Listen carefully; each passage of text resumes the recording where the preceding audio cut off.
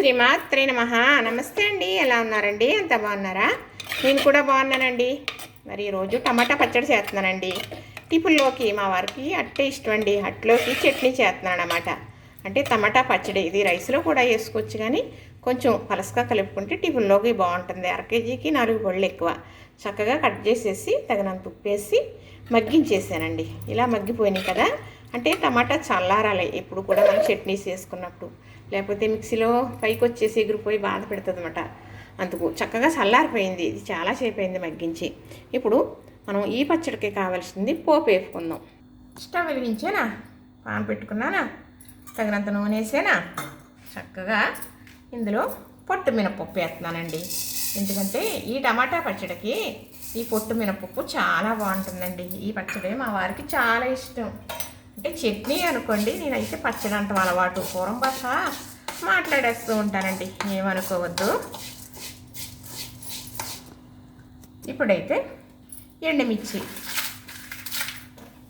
ఈ గింజలు కూడా వేసుకోవాలండి. ఈ గింజలు వేగితే కమ్మగా ఉంటుంది పచ్చడి. అలానే మనం దంచుకున్న వెల్లుల్లి రెబ్బలు. ఇప్పుడైతే మినపప్పు వేగిందండి, ఇంకా కొంచెం వేగాలి. ఈ నువ్వు పప్పుతో కలిసి మొత్తం వేగిపోద్ది అన్నమాట చక్కగా. ఇప్పుడు అలానే జీలకర్ర కూడా వేసేస్తున్నానండి.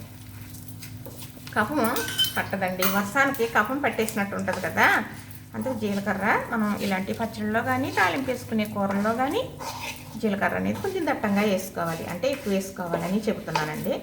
చక్కగా ఈ నువ్వులు చిటపటామంటాయి.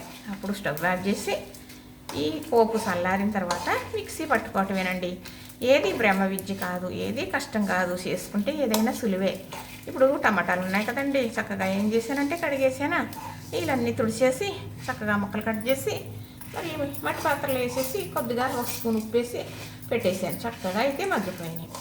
అవి అలా వదిలేసానండి ఒక గంట సేపు. ఎందుకంటే మీకు తెలిసిందే కదా, టమాటా అనేది పులప ఏదైనా వేడిగా మిక్సీ పడితే గ్యాసు కన్నేసి ప్రమాదం అవుతుంది కదా, ఇది చల్లారి పెట్టేసుకోవాలి. ఈ పోపు కూడా కొంచెం చల్లారిపోయిన తర్వాత మిక్సీ పట్టేస్తారన్నమాట. అందుకును ముందైతే టమాటా ముక్కలు మగ్గించేసాను, చల్లారిపోయి. ఇప్పుడు ఈ పోపు అయితే ఇది రెడీ అయిపోయింది. కానీ ఇలా చేసుకునే పచ్చళ్ళలో కొంచెం చింతపండు పులుపు కూడా వేసుకుంటారంటే చాలామంది. అంటే పులుపు వద్దు, కమ్మగానే ఉండాలి అనుకున్న వాళ్ళు ఇలానే చేసుకుంటారు. మా వారికి అయితే పులుపు అస్సలు ఇష్టం ఉండదు, పులుసుకున్నట్లు ఉంటాయి, వద్దు కమ్మగా ఉండాలి అంటారన్నమాట. అందుకు నేను పులుపు అనేది వేయట్లేదు అనమాట. ఈ టమాటా పచ్చడిలో కొంచెం పులుపు వేసుకుని ఒక్క రవ్వ ఉప్పు కొన్ను తగిలించుకుంటే రైస్లో కూడా చాలా బాగుంటుందండి. చప్పగా తినే వాళ్ళకి గట్టి పచ్చడి అన్నంలో వేసేసుకోవటం, కొంచెం వాటర్ కలిపేసుకుని మనం టిఫిన్లో వేసేసుకోవటం, అంతేనండి.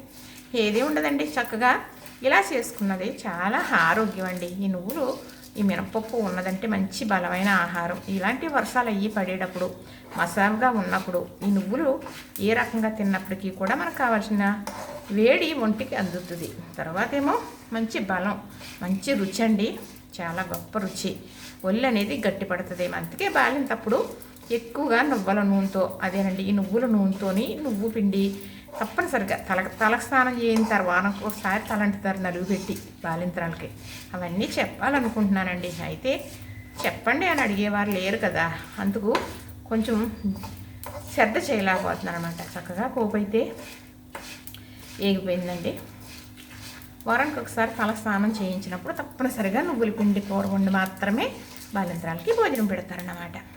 ఇంకేమీ వేయరు ఆ రోజు. ఎందుకంటే తలకు స్నానం చేసింది కదా, మజ్జిగని చేసేస్తే బేబీ పాలు తాగుతుంది, బేబీకి తేడా చేసేస్తుందని అంత జాగ్రత్తగా పెడతారన్నమాట. చక్కగా ఈ నువ్వు పిండి అంత వేడిని అందిస్తుంది, పాలు పడతాయి.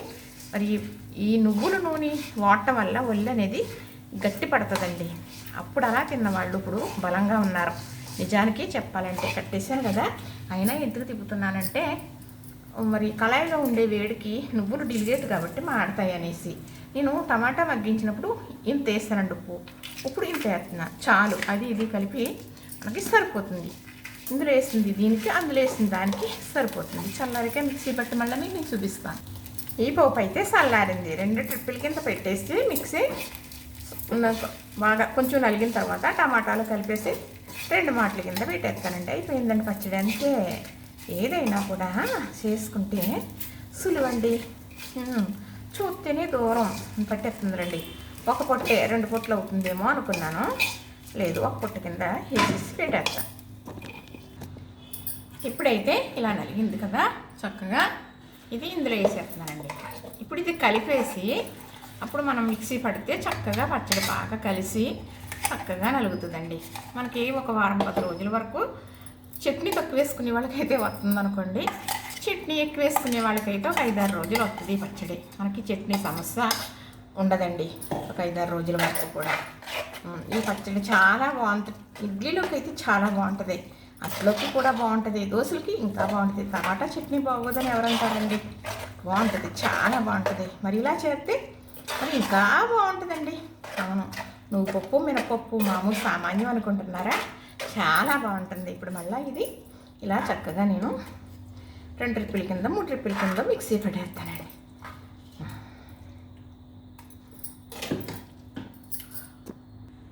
ఇదిగోనండి చక్కగా ఇలా నలిగింది కదా, ఇదిగో చూసారా ఎంత బాగా నలిగిందో. ఇప్పుడు ఇది ఇక్కడ ఉన్న గిన్నెలోకి తీసేసుకుంటాను. ఇంకా కొంచెం టమాటా క్వాంటిటీ కూడా ఎక్కువ వేసుకోవచ్చు, ఎందుకంటే కొంచెం పులుపు ఎక్కువ కావాలన్నప్పుడు. ఇది మా వారికి కమ్మగా ఉండాలి కాబట్టి చట్నీకి నేను మాత్రం ఇలా చేస్తున్నానండి. ఇది చాలా బాగుంటుందండి, తిని కొద్దీ తినాలనిపిస్తుంది, ఇంకొంచెం చేసుకుందామా అనిపిస్తుంది. అంటే ఒక్కో చట్నీ ఒక్కో రుచి ఉంటుంది కదా, అలానే ఇది కూడా టమాటా పచ్చడి చాలా బాగుంటుందిలేండి. ఇదిగోనండి టమాటా పచ్చడి అయితే రెడీ అయిపోయింది. చక్కగా టిఫిన్లోకి మా వారికి 4-5 రోజులు వచ్చేస్తుందండి. నేను అలా చేసుకుంటున్నాను. ఇలా బాగుండేది, నిలవ ఉండేది. రోజు చట్నీ చేయాలంటే కొంచెం అవస్థ పడుతున్నానండి, చేయలేకపోతున్నాను. ఇలా వీడియో తీయాలంటే ఇంకా అంత పని కదా, మరి అయినప్పటికీ చేస్తున్నానండి. టమాటా పచ్చడి మినపప్పు నువ్వుపప్పు వేసి చేశాను. మంచి ఆరోగ్యం, మంచి రుచి, మంచి బలం.